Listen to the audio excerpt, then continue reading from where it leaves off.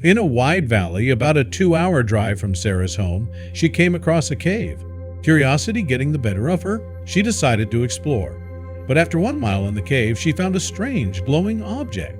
It was odd, with a see-through glow and hints of what seemed like gold, though Sarah couldn't be sure. Feeling a little uneasy, she decided to reach out to an expert in her town. After the expert carefully examined the object, his face became serious.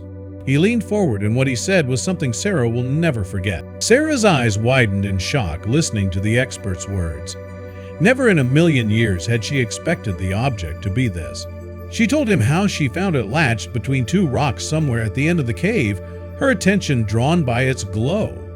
I had ventured into the cave out of curiosity, as it was the first time I ever came across one. The cave was dark and wet, but I didn't really mind. I followed the glowing light until I came across a big stone wall. The light was still pulsating, and it was now closer than ever. I slowly turned around in the darkness until I noticed where the light had come from. There in the corner between 2 big rocks lay this strange little object just waiting to be picked up. The expert had listened carefully to her story, never taking his eyes off the object. He had reached his hands out for Sarah to hand the object over, but she hesitated. The expert seemed annoyed at first, but as soon as he realized she wouldn't just hand the object over, he began to cooperate. He answered all her questions with the right and detailed answers. Finally, handing over the object felt good, and so she did it. The expert took the object eagerly, placing it under a microscope almost immediately. But as soon as he took a better look, his face turned serious. Sarah instantly knew something was wrong. She had asked him just to tell her the truth, but he refused at first. He had told her he had to make sure of something, whatever that meant. So he went into another room to make a call. When he had come back into the room, he told Sarah something she would never forget. "Run and don't look back," he said as he pushed the object into her arms and pulled her to the back door. Sarah tried to resist, but he told her there was no time. She had to leave now. As he opened the back door, she heard the front door open. Where is she? Sarah's heart sank, and she quickly jumped through the door. She ran as fast as she could, as far as she could. Where is she? The man's words echoed through Sarah's mind as she came to a stop. But why? He was after the object, that was for sure. He clearly knew something that he didn't want to tell her. More and more questions raced through Sarah's head as she began to walk to her house. But as soon as she turned the corner into her street, she stopped and jumped behind a bush. There, right in front of her house, were 2 men just pacing around. They weren't having a conversation as 2 normal men would do. They were waiting for something or someone. How in the world did they know where she lived? She felt in her pocket and held the object in her hand.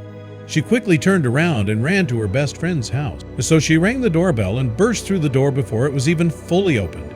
"Mia, you won't believe what just happened to me," Sarah panted as she quickly closed the door behind her.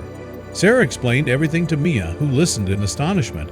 "Oh wow, Sarah, this sounds so surreal." The soft hum of Mia's laptop filled the room. "Let's dive in," Mia remarked, opening a new tab and typing rapidly.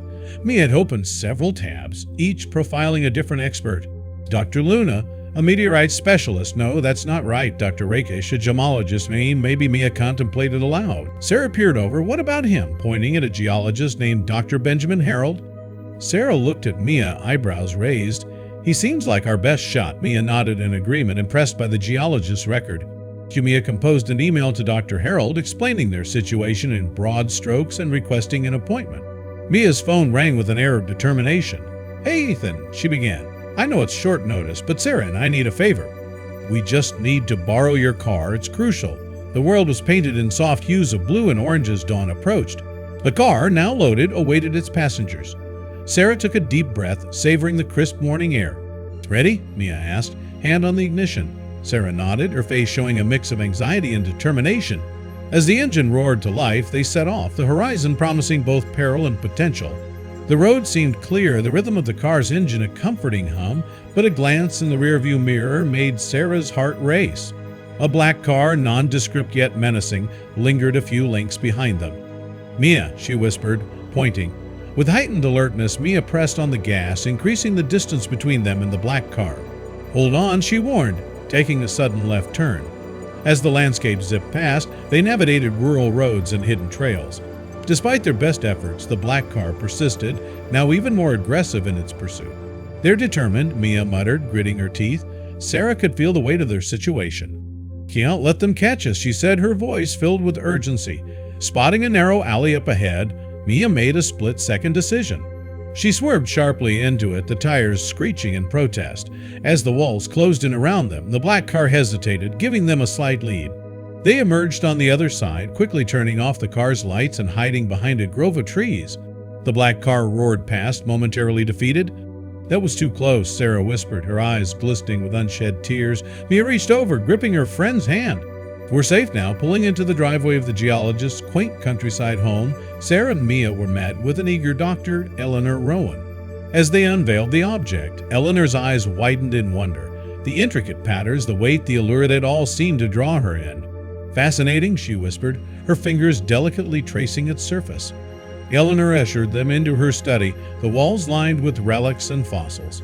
"Over the years, I've come across remnants of our planet's enigmatic past. I've never seen anything quite like this," she confessed, holding it up to the light. She promised to handle it with the utmost care, ensuring its integrity would remain uncompromised. Leaving it behind, Sarah and Mia stepped out into the evening air, the atmosphere thick with anticipation. The morning sun cast a gentle glow on the sleepy town, but Sarah's heart raced as she spotted two familiar figures near Eleanor's lab. They were the same men she'd seen lurking around her home days earlier. Their intent was clear. "Mia," she whispered urgently, pointing discreetly, "those men, they're here." Mia's brain went into overdrive. "We need a diversion," she stated, glancing around. Spotting a local market nearby, she quickly bought a bag and filled it with a similarly weighted rock. With the bag in hand, Mia casually strolled past the men, making sure they saw her. Sarah, acting as the lookout, gave the signal, and Mia dashed in the opposite direction of the lab. The men took the bait, trailing her. Meanwhile, Sarah approached Dr. Eleanor, urging her to secure the object. Ducking into alleys and weaving through the town's maze-like streets, Mia managed to elude her pursuers. The sun had begun its descent when Sarah's phone buzzed with an incoming call. Eleanor's voice crackled with excitement. "You need to come back. Now." "It's time," Mia murmured, and they headed back to the lab with haste. "I've never seen anything quite like it." Eleanor began, "In all my years and all the excavations, there might be nothing else like it on this planet." Clearing her throat, Eleanor continued, "Such singularity, it has a value that can't be easily quantified." She cautiously avoided mentioning specifics, but the implication hung heavily in the air. "The men chasing you," Eleanor began slowly. "They probably know, or at least suspect, its significance." Whispers began in local circles, then migrated to bigger stages. Someone had leaked news of the object's existence, and the story was spreading like wildfire. The coffee shops buzzed with chatter, online forums were alight with speculations, and news outlets tried to get an exclusive. With backpacks slung over their shoulders, the duo moved swiftly, hopping from one location to another, always a step ahead, but only just. Yeah, always the strategist, suggested a bold move, blending into the crowd. Instead of skulking in the shadows, they walked straight into a bustling market. The sounds, colors, and commotion provided a perfect cover. "Act normal, and they won't suspect," Mia whispered. And for a moment, amidst the fruit stalls and chattering vendors, they almost felt safe. However, their illusion of security was shattered one evening. Sarah caught sight of not one, but three distinct groups, discreetly signaling each other. Their days became a montage of adrenaline-fueled dashes, hiding in unexpected places, and last-minute getaways. An old woman's basement, the back room of a toy store, and even under a bridge, these became their temporary havens. After days on the run, Mia had a brainwave. "We need somewhere truly secure," she stated, leading Sarah to the steps of a prominent bank. Sarah nodded in agreement. A safety deposit box might just be their best play. As they entered the bank, Mia pulled out a fake ID. "Meet Jennifer Smith," she whispered, winking at Sarah. Mia had thought of everything, a pseudonym to further distance themselves from the precious find.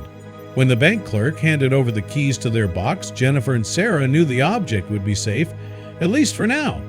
Sarah couldn't shake an instinctual urge. The cave where it all began seemed to be calling her back. "There's more to that place," she murmured to Mia one evening, her eyes distant but sure. "I think we missed something."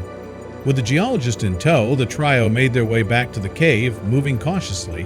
The geologist's eyes widened in recognition, murmuring about civilizations lost to time and secrets untold. Studying the markings, the geologist began to piece together a narrative. These symbols, they tell a story, one that might be intrinsically linked to the object.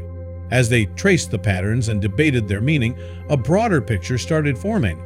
The cave wasn't just a hiding place, it was a historical vault holding answers to the object's origin and significance. As Sarah, Mia, and the geologist emerged, they froze. The familiar sinister faces of their pursuers met them, blocking their path. The realization dawned they had been followed. One of the men, with a scar running down his cheek, stepped forward, his eyes greedily fixed on the geologist's bag.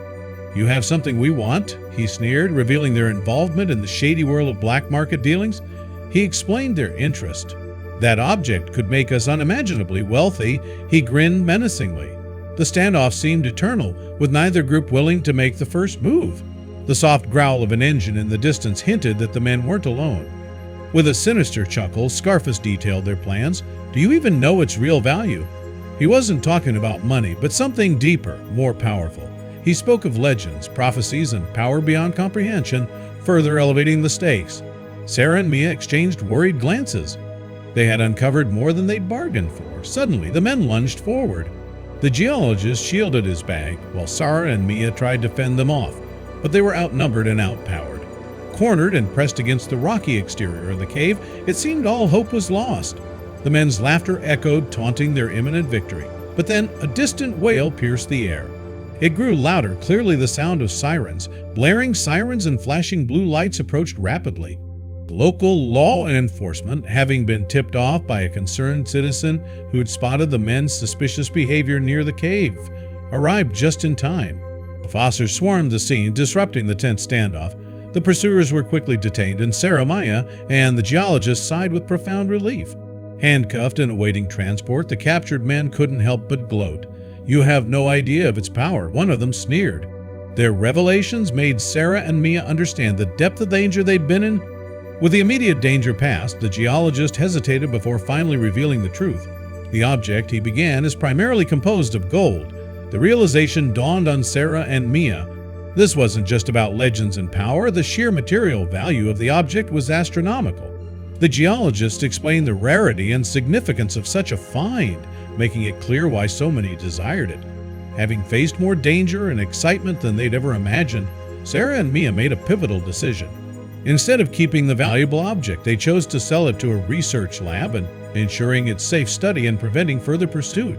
The proceeds would support their future endeavors and benefit the scientific community. Their unexpected adventure concluded, but the memories would last a lifetime.